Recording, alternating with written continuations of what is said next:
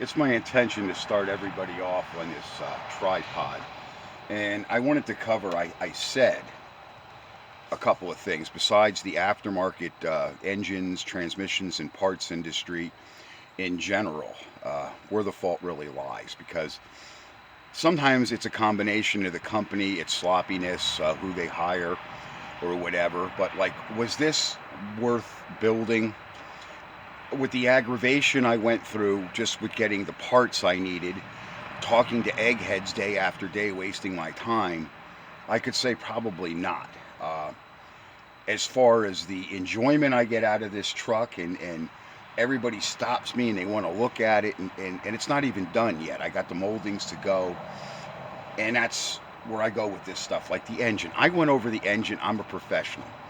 I could pretty much gauge things. I have bore gauges that I can check to see whether the cylinders are out of round or whatever. And as I said, when I started this, it was the only damn thing the truck had going for it was the engine was good.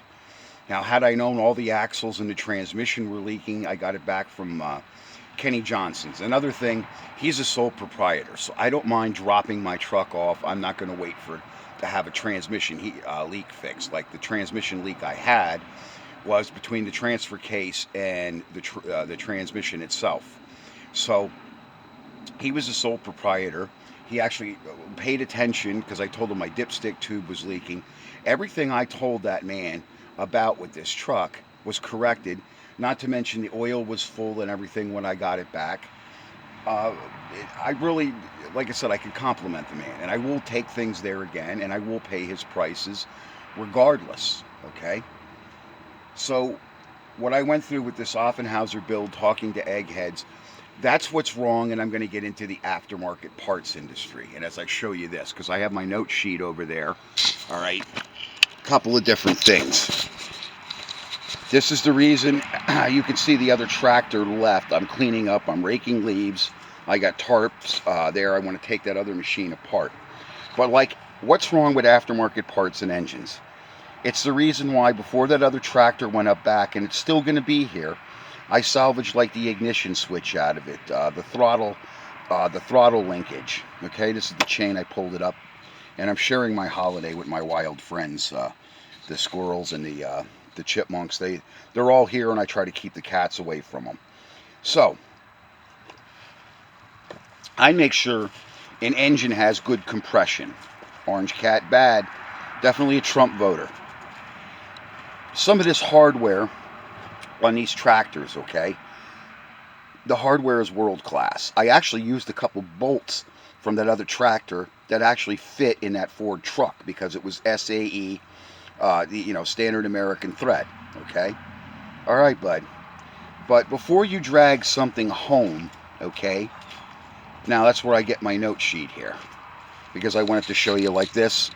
It's brand new, and already the LED burned out.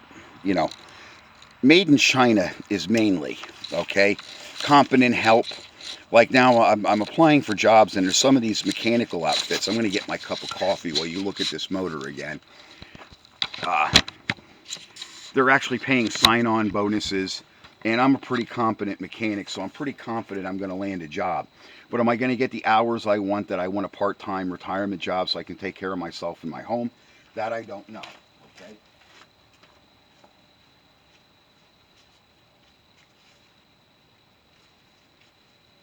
I need my coffee.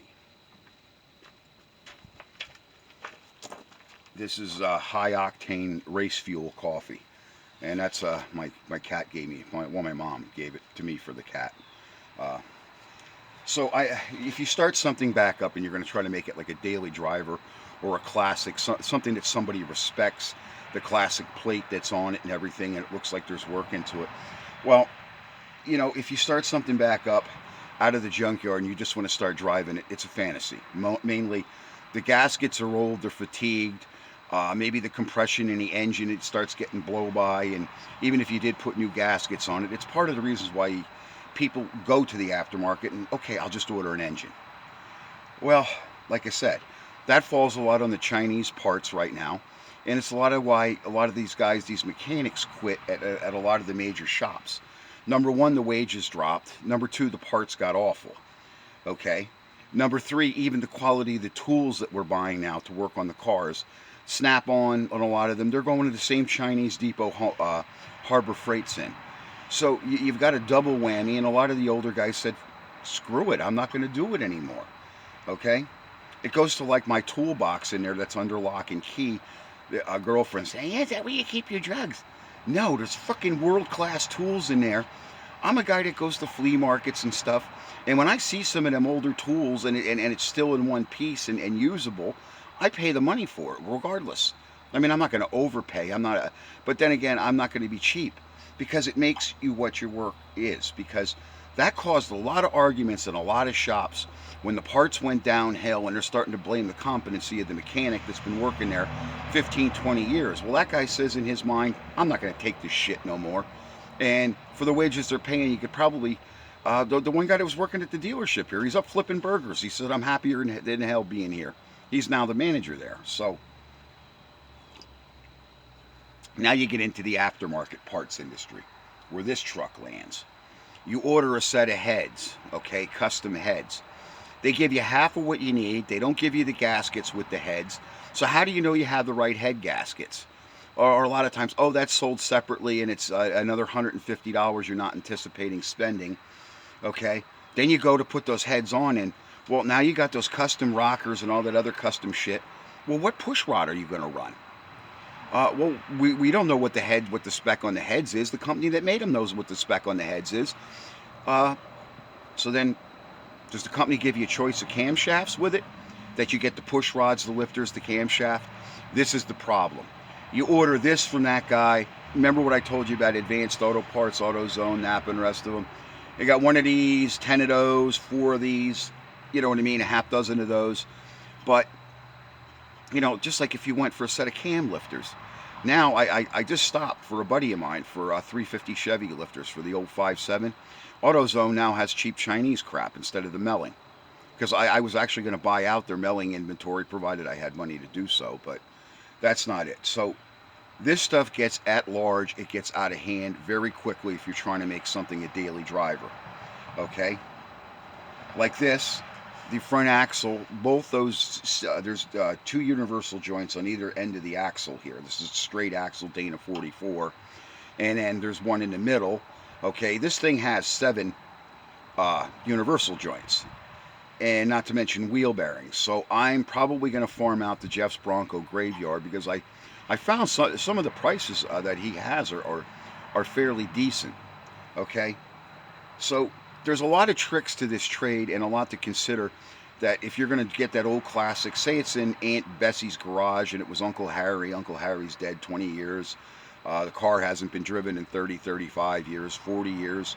And you want to jump behind the wheel of that thing.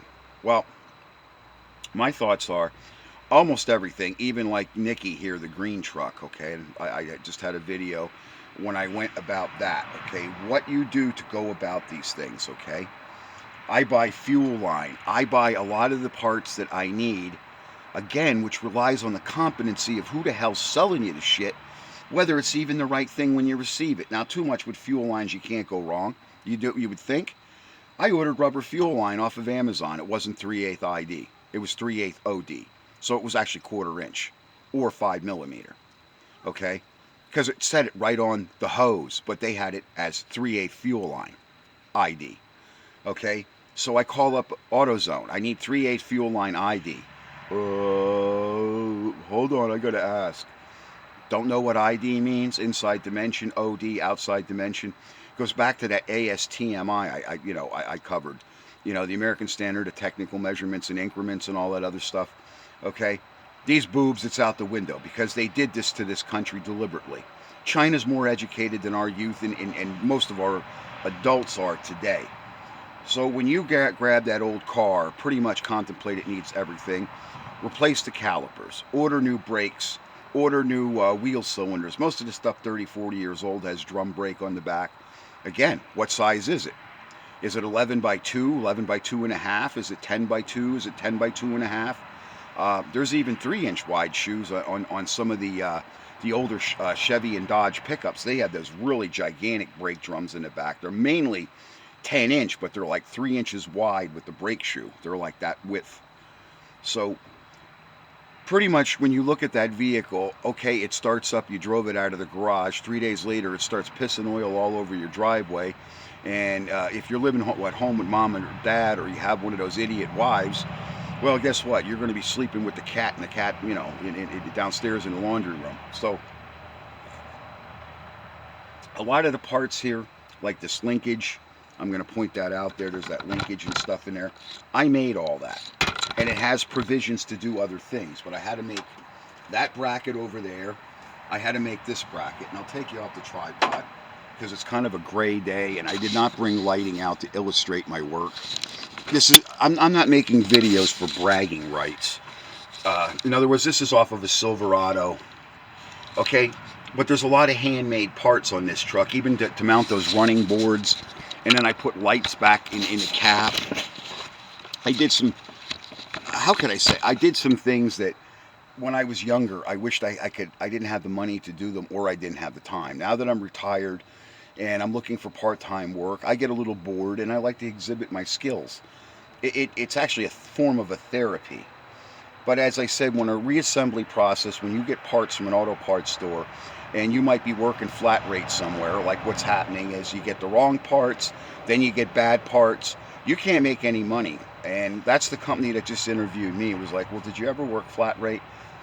With that going on right now, it's not a good idea. You're basically going to starve. Now, if they guaranteed me, say, $500 a week base pay, okay, that you're not going to go hungry, then I might consider flat rate work. But none of them really want to do that. If they really did give you a base pay, it's $250 is what I had been hearing. So I keep my ears open too. So that is my video. Like I said, I didn't even throw the other tractor carcass. I robbed the parts off of it because if not, I get other tractors. I didn't do too much. There were people coming around this year, but they want to buy a running tractor for $100 or $200 or half their Social Security check. It just ain't happening. And as I said, you're going through a lot more aggravation compared to years past. There was aggravation in years past, but it was nothing compared to the drama that went on here this year, especially with JEG's Summit. Okay, so hopefully I sufficiently covered that. When you're dragging home a 40-year-old vehicle, contemplate replacing the brakes, the brake lines, the fuel pump, and then have the compression checked in that motor. Okay, you got a 50-pound cylinder, you got a 30-pound, and then you got a 100-pound cylinder. You got a freaking problem. So how do you know it's the rings? Because unless you have a bore gauge to go down the engine, it could be just a head or a valve leaking. A lot of times the valves don't look like they were leaking because probably when it was parked, it was not leaking. But when you park that car and that valve is frozen in the open position, it weakens the springs. Okay, that's why people that have these holiday weekend drivers and stuff like that, they'll go put a Brodix head. Now Edelbrock and Holly are making their heads. Put something like that on it because it'll last a couple years. If not, you're going to be tearing your heads off. And I told people it's not the same here as it is. This is a Democrat-run shithole state. It's another welfare state. It's the reason why everybody's looking for a job and everybody's got a help wanted sign out. Nobody's willing to work for nothing. And if they are receiving benefits, they're not willing to lose it for a nickel and dime job. Okay, but getting back to heads, okay, there is really no place, no machine shops left unless I want to drive 55 miles and wait a couple months to get maybe a set of heads back. It is that bad in this Democrat-run shithole. This is not a state known for craftsmen anymore. My neighbor went to have his plumbing fixed in the contractor, a minority contractor, backed his truck down the yard and got it sunk over here down to the axles. You see, that's the competency right now of what people are hiring. And somebody like me, that's why I'm still glad I still have the health. And I don't have perfect health, but I can still maintain. And I'm glad I can still do that at my age, because a lot of other guys from drugs, alcohol, and I still smoke. That's my bad. My bad. My bad. Letting you know over and over again. Okay, the competency level is all on you when you're doing something. That's the good news, is it's your project. So you basically are the master. So are you going to take a 40-year-old car and try to drive it that way with the valves maybe leaking or whatever? Pull the goddamn heads, check the board, Okay, and even after you had the heads done, you might find out you did lose a cylinder. One cylinder is worn. Uh, Chevy, for instance, number 5 and number 7 cylinder, okay, 7 in the back, and sometimes number 8 because it runs hotter back there. You're going to find all the other cylinders have decent compression. What happened to 5 cylinder? Well, as I told people, the guys that are piping up to me, there's no such thing as a left and right side head. Well, your right side, your passenger side of a small block Chevy, okay, you got those little digital thermometers now. You can prove this for yourself. The right side, it usually runs 5 to 10 degrees hotter than the driver's side, the left side. So that's why I call myself a professional, because I am doing this forever. I had grease on my diapers in a speed shop, and nobody's going to tell me what color the moon is when I've already landed and walked on that moon. And that's the automotive moon. Enjoy. My other problem. I'm going to get a 5-blade fan. Due to maybe timing or something. Now the block was clear on this. The block is crystal clear on the inside. I checked. I took my endoscope. I went all through the engine. I had a coffee ground I swallowed in my coffee. Anyway, getting back to, I put the endoscope down, the block was perfectly clear. Now, it's either the advanced state of the timing, maybe that this motor has to run at to maintain igniting the fuel off of that big 4-barrel. I might switch to a 5-blade fan, and I might put some of that cool juice in it. You know, like you put the campers and the RVs that tend to want to run really sweaty hot. If not, if you have any other suggestions. But she is wanting to push a little fluid out of the hose. The other thing I could very well have maybe is my heater hoses are backwards. So I have to check my book, or I'm going to go out to the salvage yard and maybe put an eyeball on another truck with a 306 cylinder. Because on some of the Chevys, there's actually the heater cores are a directional thing.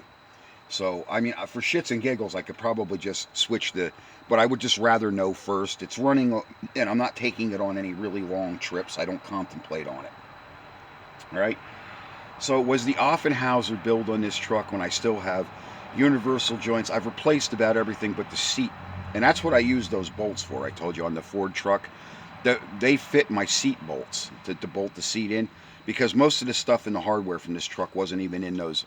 I told you I got a bin, an ash bin that you put coal ash in, and a couple of boxes in those store baskets that you carry your groceries out in. That's what the parts were in for this thing, and most of it was junk. Like I said, the Nugget, whoever had this, he went to the salvage yard somewhere and had floors cut out of another truck that didn't even fit, probably a different model year, maybe newer from the 90s or whatever. So that's why I went to the retro floor pans on this, and that's why I actually sort of made my own rockers and stuff where they were really rotted. I made the metal there, and it really didn't take a lot of fiberglass and Bondo. It was actually just something that was luck. It was not really a displayed skill. All right, so hopefully I've sufficiently explained that restoration on these vehicles, it is going to drive you mad with the conditionals of the way things are operating right now. Mainly, like I said, the aftermarket parts industry, the auto parts industry in general, just the stores and the competency of the people they hire. They're more worried about ethnicity and whether you'll work 24 hours a day and what your sexual orientation is. That is not the person I want selling me parts. I want to go in your store, get the hell out, and get back to work and get asses and elbows and get my job done. And that goes the same as where I work somewhere. I really don't want to appreciate working for flat rate. Wrong parts, bad parts, broken parts, missing parts, stinky chicken farts. Nobody needs it. All right, that's concluding my video. And Orange Cat, I gotta show you this guy. This guy's a world-class animal. He really is. He stays by my side. I lost the mommy cat, my shop cat, and Mama was always out here with me. So there he is. That's what he looks like. He's definitely Trump, okay, all the way. Republican cat. So, yeah, I miss my shop cat. I do miss the mommy cat. People used to be freaked out. There'd be sparks flying everywhere and the welder going, and she's laying on some of the parts, and she's sound asleep, and the rabbits and stuff, some of the wildlife, the squirrels in the summer here, they'll lounge out on the hood or under the truck or something. So, that is my video. Thanks.